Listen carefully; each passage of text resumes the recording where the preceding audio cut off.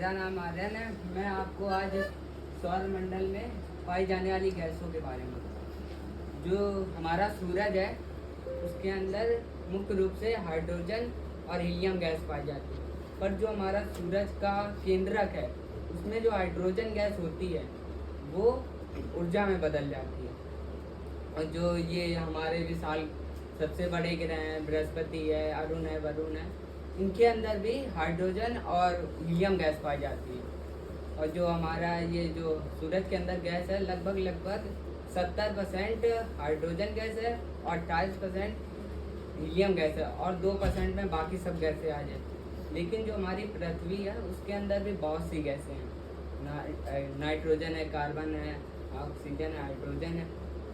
लेकिन जो हमारी पृथ्वी है उसके अंदर ऑक्सीजन हवा के अंदर मिल जाता है, लेकिन जो हाइड्रोजन है वो आपको ऐसे नहीं मिलेगा। लेकिन जो पानी है उसके अंदर हाइड्रोजन ऑक्सीजन दोनों, क्योंकि वो हाइड्रोजन और ऑक्सीजन से मिलकर बना है।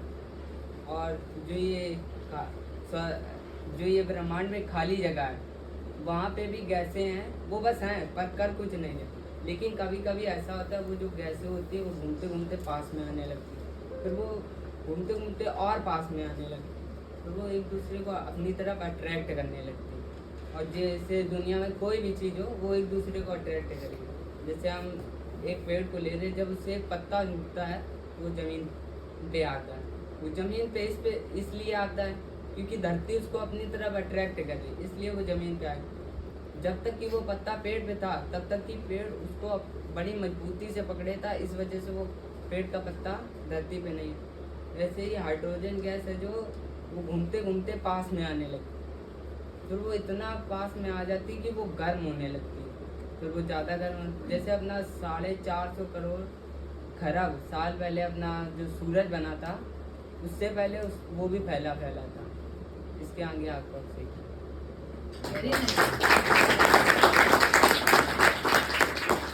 तो मेरा नाम अभिषेक है और मैं क्लास 8 में पढ़ता हूँ और मैं आपके सूरज के बारे में बताऊँगा।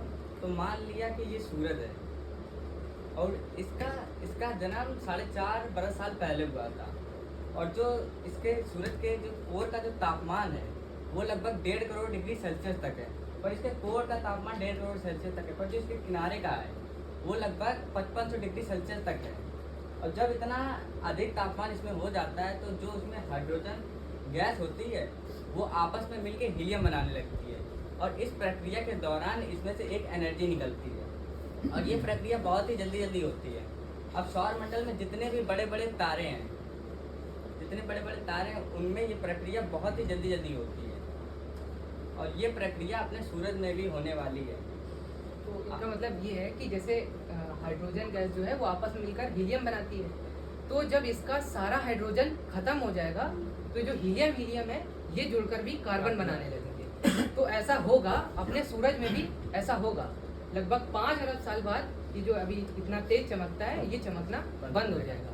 और एक बात आपको बताते हैं कि जो जितने बड़े तारे होंगे उनकी जिंदगी उतनी ही कम होगी, क्योंकि उनमें जो ये हाइड्रोजन मिलकर हीलियम बनाने वाली प्रक्रिया है ये बहुत जल्दी होगी, तो उनका सारा जो हाइड्रोजन है वो जल्दी से खत्म होगा और फिर हीलियम में बन जाएगा, तो हीलियम मिलकर कार्बन बनाने लगेंगे। तो अब हमने सौर मंडल पर बात कर ली।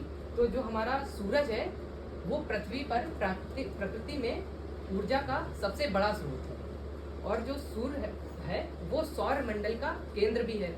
तो इसकी जो गुरुत्वाकर्षण शक्ति है इसकी वजह से जो सारे ग्रह हैं इसके चारों तरफ घूमते हैं। तो अब हम बात करेंगे कि हमारी पृथ्वी कब बनी। तो जो हमारी पृथ्वी है ये लगभग 4.5 अरब साल पहले बनी और इस पर जो जीवन की शुरुआत हुई थी वो लगभग 1 सेल से हुई, जो था साइनोबैक्टीरिया। ये सबसे पहले पृथ्वी पर आया और इसके बाद एल्गी, जिसे हम लोग काई के रूप में तालाबों पर देखते हैं या जहाँ पर पानी इकट्ठा हो जाता है वहाँ पर उस पर हरी सी जम जाती है, तो वो एल्गी होती है। तो ये लगभग 2.7 अरब साल पहले पृथ्वी पर आए और इन्हीं से जीवन की शुरुआत हुई। तो अब पृथ्वी पर आगे आपको गोविंद बताएंगे। मेरा नाम गोविंद है। आपको सभी को मेरा नमस्ते। मेरा नाम गोविंद है, मैं कक्षा 8 में पढ़ता हूँ। जैसा कि पृथ्वी पर जीवन कब आया मैं इसके बारे में भी बताऊंगा। पहले बताऊंगा पृथ्वी पर जीवन क्यों संभव है। जैसे कि पृथ्वी सौर मंडल के अंदर तो बहुत सारी चीज़ें हैं, जैसे सूर्य, पृथ्वी और उपग्रह, उनके ग्रह, उपग्रह और भी स्टार्स और भी चीज़ें हैं। उसमें से एक पृथ्वी है जिस पर जीवन संभव है। और किसी ग्रह पर नहीं है। पृथ्वी के अंदर वो चीज़ें पाई जाती हैं जो जीवन को संभव बनाती हैं, जैसे सूर्य का प्रकाश, पानी और ऑक्सीजन और हमारा पर्यावरण। ये चीज़ें मिलकर हमारे पृथ्वी पर जीवन संभव बनाती हैं, और ये चीज़ें नहीं होंगी तो पृथ्वी पर जीवन संभव नहीं है। और इसके आगे आप बताते हैं कि पृथ्वी पर जीवन संभव क्यों हुआ, क्योंकि आज से 2.5 करोड़ साल पहले पृथ्वी पर एक बैक्टीरिया था जिसका साइनोबैक्टीरिया नाम था। वो पानी के अंदर रहता था। वो मतलब जो जब हमारी धरती बनी थी तो वो मतलब बहुत उबल सी रही थी, मतलब उस पर सब जगह ज्वालामुखी थे। तो उस समय धरती पर एक समुद्र था, तो उसका तापमान 850 डिग्री फ़ारेनहाइट था। तो क्या हुआ, जब ये लावा जलते थे तो इनसे कार्बन डाइऑक्साइड निकलती थी। तो जब कार्बन डाइऑक्साइड की मात्रा बढ़ने लगी तो एसिड की वर्षा शुरू होने लगी। तो जब एसिड की बारिश हुई तो इससे क्या हुआ कि हमारी जो धरती थी वो धीरे धीरे ठंडी होने लगी, और एक समय वो एक बर्फ का गोला बन गई। तो जैसे सूर्य की रोशनी उस पर आती थी, तो जैसे बर्फ होती वो सफ़ेद होती और थोड़ी सी चमकदार भी होती। तो उस पर रोशनी जब पड़ती थी तो ज़्यादा से ज़्यादा रोशनी वापस चली जाती थी। तो ऐसे ही बर्फ जमी रही कई सालों तक।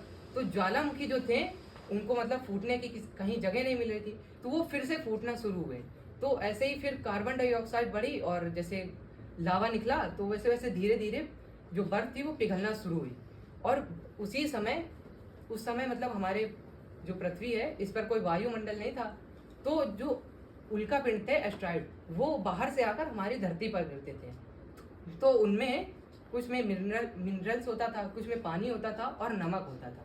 तो वो जब पृथ्वी पर आके गिरे और जब हमारी धरती ठंडी होने लगी तो उनमें जीवों का बैक्टीरिया मतलब पनपने लगे। तो वो जो बैक्टीरिया थे वो पानी में जो घुलित पदार्थ होते थे उनको खाते थे और मल के रूप में ऑक्सीजन निकालते थे। तो ऐसे ही ऑक्सीजन मतलब वो निकालते रहे और फिर से एक बार ऑक्सीजन की मात्रा बढ़ गई और उस समय तो ज्वालामुखी थोड़ा कम ही हो रहे थे। लेकिन फिर एक बार ऐसे ही हुआ कि जैसे कार्बन डाइऑक्साइड जो धरती में आयरन थे वो और ऑक्सीजन मिलकर रिएक्ट होने लगे। तो फिर से एक बार ऐसे ही हुआ कि एसिड की बारिश हुई, कार्बन डाइऑक्साइड की मात्रा बढ़ी और फिर हमारी धरती ठंडी हुई। तो ऐसे जब होता रहा मतलब कई बार, तो उस समय जो नीचे बच जाते थे, बर्फ के नीचे जो जीव बच जाते थे वो नेचर के हिसाब से अपने आप को उस नेचर में कन्वर्ट करने लगे। तो ऐसे मतलब बदलते रहे जीव, किस प्रकार से बदले ऐसे ही बदले। तो जो फिर एक समय ऐसा आया कि जो वो जीव थे वो ऑक्सीजन जो निकालते थे मल के रूप में, उसको वो अब ना निकाल के अपने पास रखते थे और अपने शरीर को बड़ा करने के लिए उसका उपयोग करते थे। तो इस प्रकार से अलग अलग जीव बने। तो करीब 10 करोड़ साल पहले ऐसे ही मतलब विकसित हुए और डायनासोर्स थे।